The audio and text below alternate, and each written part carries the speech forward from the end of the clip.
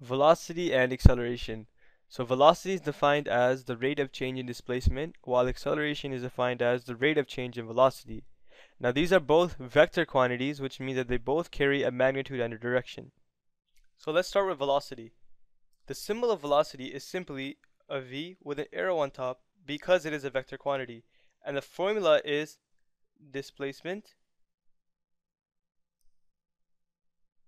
over time, which in symbols is written as d for displacement, again with the arrow on top because it is a vector quantity, therefore carrying a direction, and time, which is simply a t.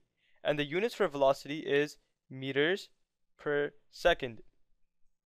These are the units of velocity. Let's look at a practical example of how velocity works and how we calculate it. Let's say we have Tim who travels east for 100 meters in a total time span of 10 seconds. Tim's velocity, his displacement, which is 100 meters east, is divided by his time, 10 seconds, which leaves us with 10 meters per second east. This is Tim's velocity because, again, he is traveling a displacement of 10 meters per second, 10 meters east over a time span of 10 seconds, and therefore you see the units, meters per second, and again the direction. Do not forget the direction, as this is what makes velocity different from speed because it carries a direction, as velocity is a vector quantity. Now we'll look at acceleration. So acceleration is defined as the rate of change in velocity. So acceleration, which is written as an A with an arrow on top, again because it is a vector quantity, carries a formula, the change of velocity over the change in time. Now this delta right here, or the triangle, means change in. And what it refers to is basically velocity 2 minus velocity 1 over time 2 minus time 1. Now this 2 and 1 just mean 2 can be written as final or velocity f, and velocity 1 could be written as velocity initial as well. It just lets you differentiate different velocities in a period of time.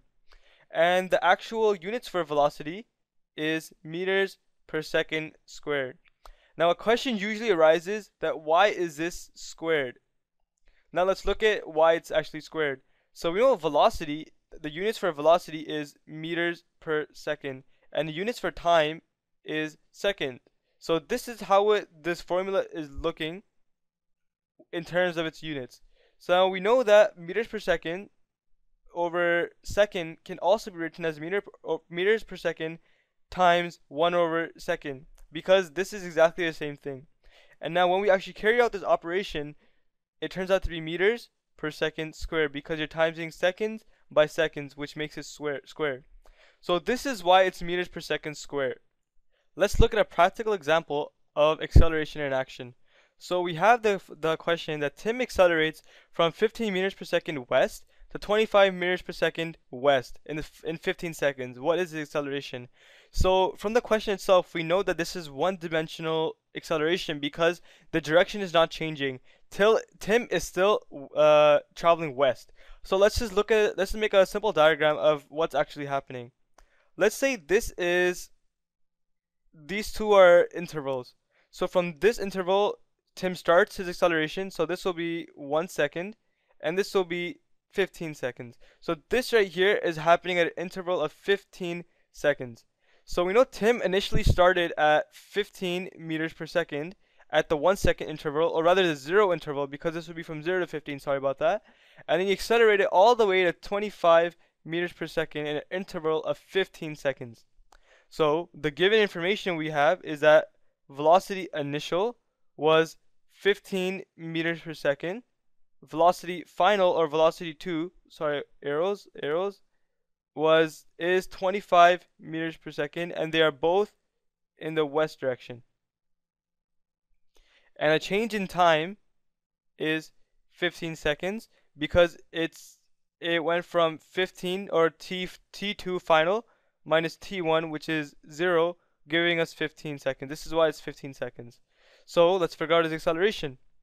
Acceleration, which we know is the change in velocity over the change in time. So this change in velocity, our v2, which is 25, minus our 15, over 15. And the answer to this is 0.66 or 67 if you round it meters per second squared west. So Tim is accelerating at a rate of 0.67 meters per second squared in the westbound direction.